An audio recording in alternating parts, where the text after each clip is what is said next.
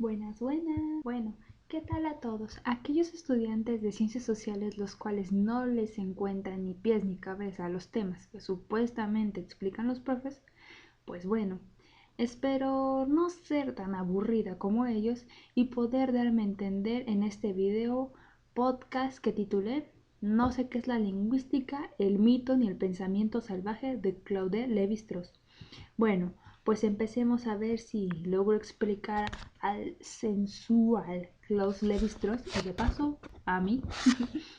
Bueno, empecemos con lingüística y lenguaje. ¿Qué es la lingüística dentro del campo de las ciencias sociales y la antropología? Bueno, en palabras más que nada directas y quizá de cierta manera cortantes, es aquella disciplina y herramienta que emplea teorías, métodos y saberes para resolver problemas relacionados con el uso, significado y significante de los diferentes tipos de lenguaje o dialectos, pero también permite el entendimiento, conocimiento y comprensión de la cosmogonía y cosmovisión de cada grupo social, cultura y subcultura que tiene un lenguaje o dialecto determinado por su visión y comprensión del mundo. Bueno, en palabras también un poco más sencillas, a lo mejor estas fueron muy académicas, perdona, pero es que luego así lo pide la escuela. Más que nada, la lingüística es el análisis del lenguaje, o sea, no es así como con el diccionario que dices, esto se dice así y se escribe así por esta ley. No, es un análisis de cierta manera tirándole a la psicología, ¿por qué? Porque el lenguaje nace a partir del pensamiento de las personas, de lo que ven, en lo que creen y lo que piensan. Entonces el lenguaje es una ventana a la mente, a la cosmogonía y cosmovisión de culturas y subculturas. Por lo tanto, un lenguaje es así como la ventana, entre comillas y según yo, ideal para un análisis, y la lingüística es lo que hace, analiza el lenguaje de cada cultura y su cultura, porque a través de ella, pues anteriormente lo dije, entendemos su pensamiento, cosmogonía, cosmovisión. Bueno, seguimos aquí con este choro mareador.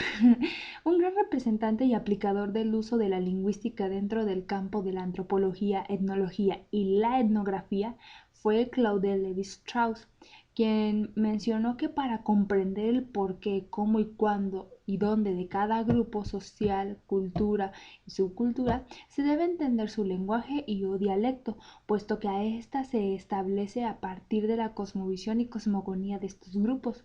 A partir de este primer concepto o este primer análisis que es lingüística y lenguaje, podemos iniciar la comprensión de los mitos y de ahí saltar hacia el pensamiento salvaje. Bueno, sigamos con este video podcast.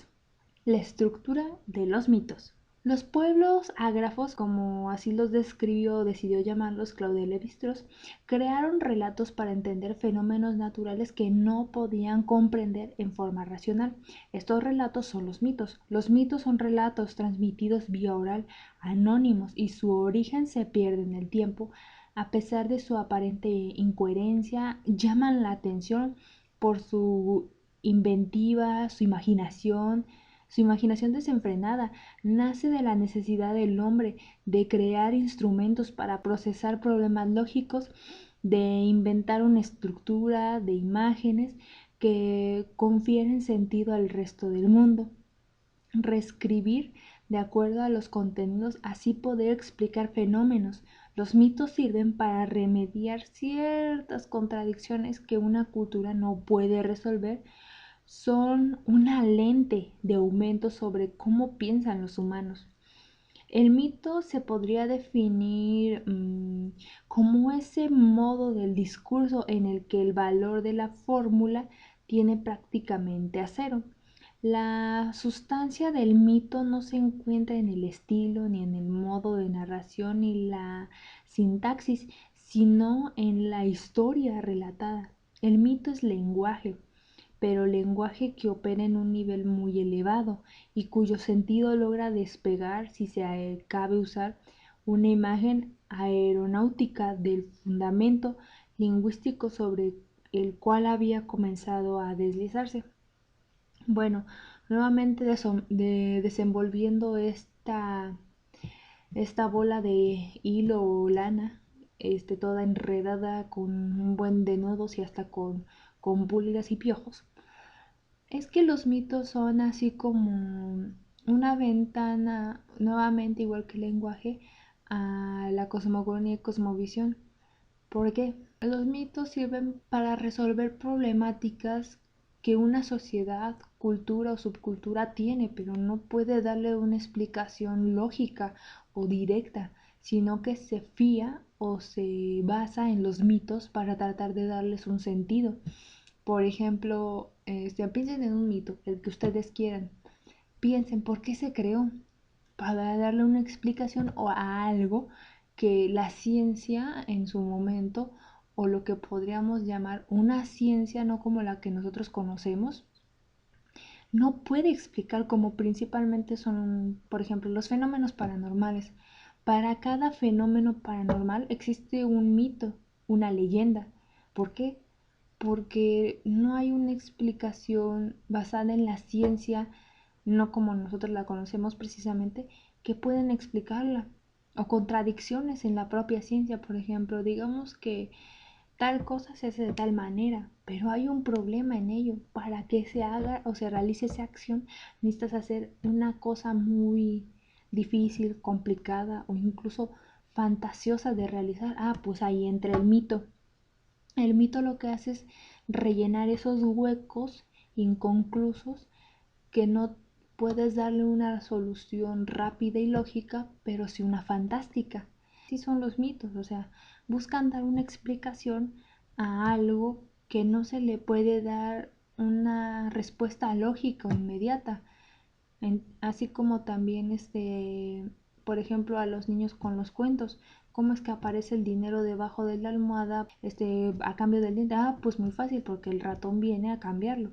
O sea, en eso se basan los mitos, en dar una explicación a algo que no tiene de cierta manera una respuesta inmediata y lógica, o no, o hay un hueco en esa área. Bueno, sigamos ya para no estancarnos aquí. Ya por fin, para finalizar, pasamos al pensamiento salvaje.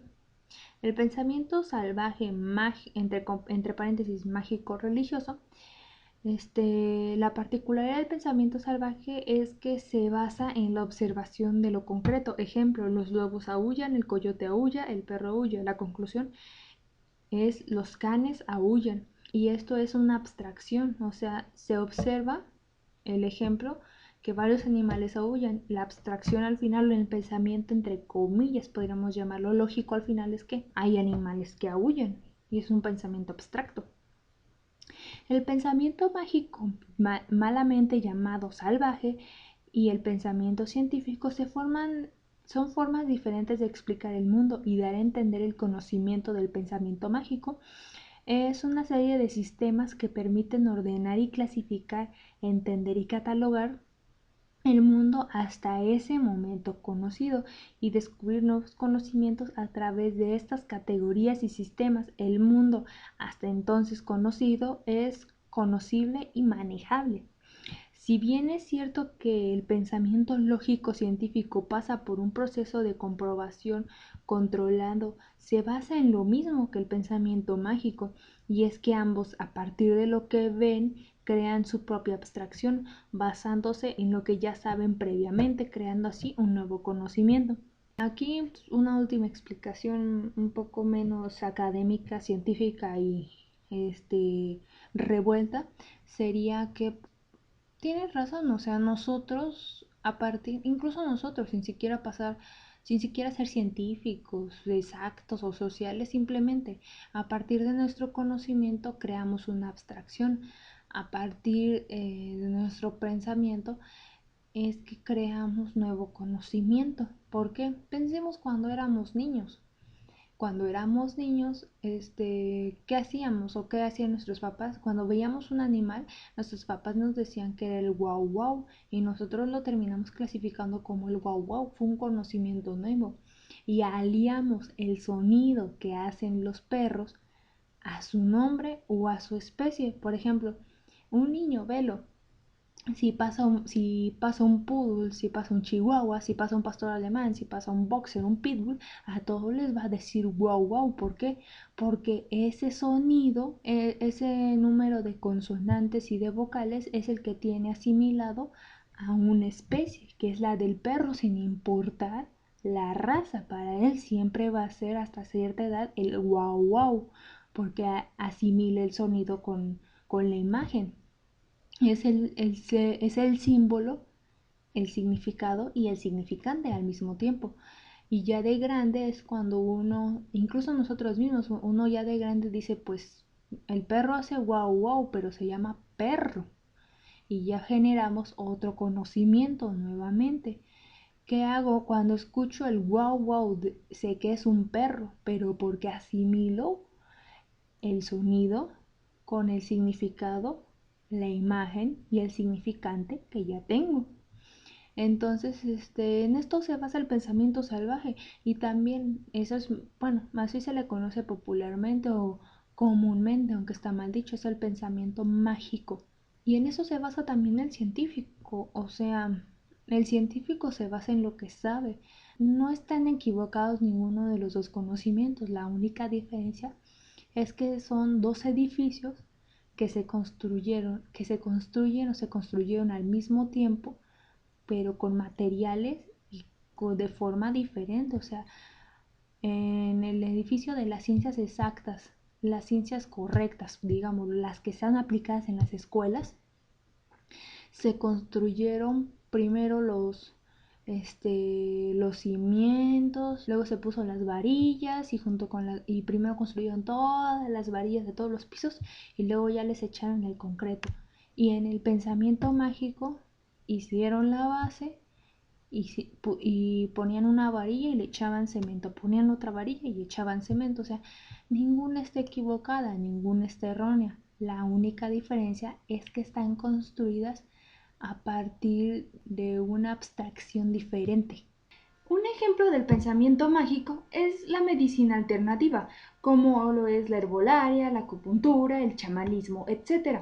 Estos están basados en un conocimiento previo tanto del cuerpo humano como la forma en que se pueden aliviar los males o enfermedades, y la medicina occidental no toma en serio la medicina alternativa debido a que si no es bien aplicada o no se aplica de la manera correcta, como supuestamente lo hace la medicina occidental, puede causar estragos en la salud.